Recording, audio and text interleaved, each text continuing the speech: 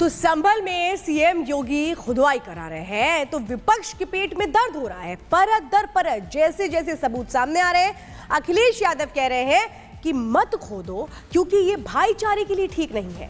लेकिन संभल की जमीन में इतने राज छिपे हैं कि हर दिन कुछ ना कुछ जरूर मिल रहा है।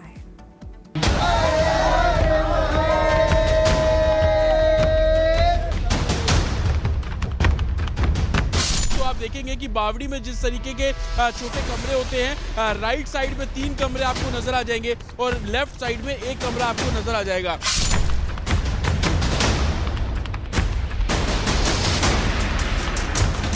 सर्वे और सियासत के बीच संभल आज भी सुर्खियां बटोर रहा है। वजह है बावड़ी के बाद संभल में मिला नया कुआं, जिस पर कट्टरपंथियों ने नफरत की मिट्टी ऐसी डाली कि दिखना ही बंद हो गया, या तो यूं कहे कि इसे छिपा के दिया गया था। ये तो ईश्वर की कृपा है जी, जो कि कूप यहाँ ही नहीं पूरे संभल में प्रकट हो रहे हैं। अब आप एक बात बताइए, तीर्थ नगरी संभल है तो संभल में कूप नहीं प्रकट होंगे, तीर्थ नहीं प्रकट होंगे तो और क्या प्रकट होगा। संभल में तीर्थ तो प्रकट हो रहे हैं, लेकिन इन तीर्थों का प्रकट होना अखिलेश यादव और कांग्रेस को सबसे ज्यादा चुभ रहा है।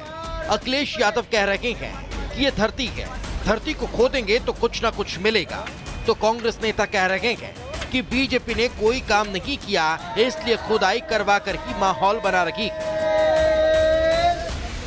ये खोदने वाले लोग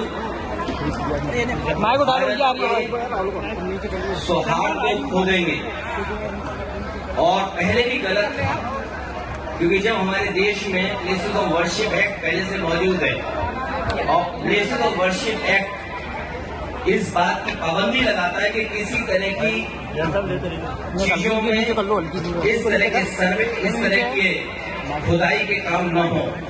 ये सरकार कुछ बना तो सकती नहीं, सिर्फ खुदाई करा सकती है। और बंद कर दिया था जिसने, जिसकी प्रॉपर्टी रही होगी उसने बंद किया होगा। जिस संभल के जिस मंदिर की आप बात कर रहे हैं 1978 में, वो लोग अपना मकान बेच के चले गए, उस मंदिर में ताला लगा के चले गए। खुदाई में कुछ ना कुछ तो मिलेगा, लेकिन मंदिर ही क्यों मिलेगा? हिंदुओं के आराध्य देवी देवताओं की मूर्तियां ही क्यों मिलेंगी? इस राज से न तो अखिलेश यादव ने पर्दा उठाया और न कांग्रेस ने। लेकिन सपा और कांग्रेस सनातनियों को जिस सेक्युलरिज्म का पाठ पढ़ाने की कोशिश करते दिखे, उसकी हवा साधु संतों ने निकाल दी। किसी को क्या तकलीफ है? अगर कुछ छुपाने लायक नहीं है तो आपको क्या तकलीफ है? 1000 बार सर्वे होने चाहिए। लेकिन सच ये है कि छुपाया जा रहा था, लेकिन सूरज को जैसे नहीं छुपाया जा सकता, ऐसे हरिहर मंदिर के सत्य को भी छुपाया नहीं जा सकता। संभल में प्रशासन फुल एक्शन में है। एक तरफ बावड़ी की खुदाई चल रही है तो दूसरी तरफ कुएं ढूंढने का काम जारी है। लेकिन इस मंदिर परिसर में एक कूप स्थानीय लोगों द्वारा और एडमिनिस्ट्रेशन प्रशासन द्वारा और जो तीर्थ से जुड़े लोग हैं उन द्वारा खुदाई की गई। तो ये कूप यहाँ से जो है वो रिवाइव किया गया है और आप देखेंगे कि पानी आपको बहुत इजीली इसमें नजर आ जाएगा।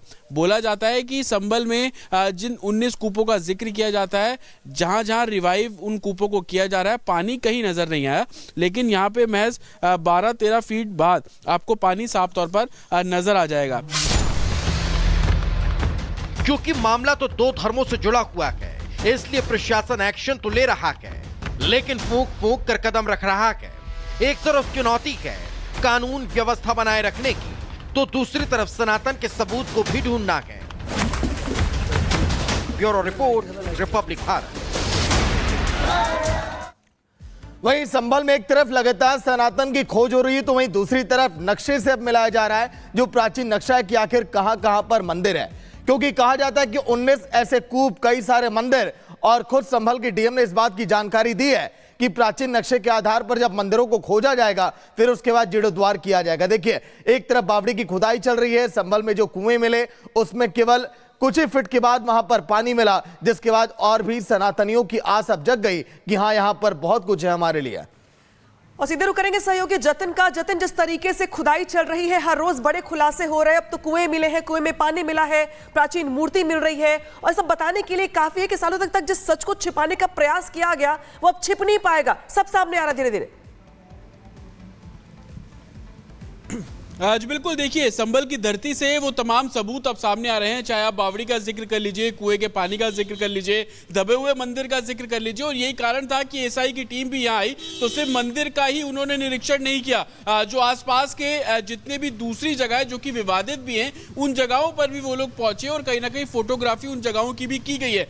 विपक्ष जो सवाल खड़े कर रहा है कि प्लेसेस ऑफ वर्शिप एक्ट का हवाला देते हुए, लेकिन सवाल संभल की धरती में संभल के इतिहास को लेकर है, उस इतिहास को लेकर जो कि पृथ्वीराज चौहान की नगरी मानी जाती है, उस इतिहास को लेकर जो कि 150 साल पहले तक इसी जमीन पर स्थित था, लेकिन उसको दबा दिया गया, उस पर मिट्टी डाल दी गई। और आज जब वो मिट्टी निकाली जा रही है तो निकल क्या रहा है, तकरीबन 3 फ्लोर की बावड़ी मिल रही है और 50 से ज्यादा कमरे वहां पर मौजूद थे। सेना जो कि मरानी थी उसकी वहां पर रुकती थी। तो ये इतिहास है और इसी इतिहास को रिवाइव करने का काम एडमिनिस्ट्रेशन करता हुआ नजर आ रहा है। दूसरी तरफ जिन 68 तीर्थ का जिक्र कार्ड लगने के बावजूद भी RRTS योजना हो, बेहतर मेट्रो हो, इन सबको छीनने का काम किया और चौथे फेज को भी विलंब करने का काम इन्होंने किया, लेकिन खुद के लिए आलीशान घर बनाया।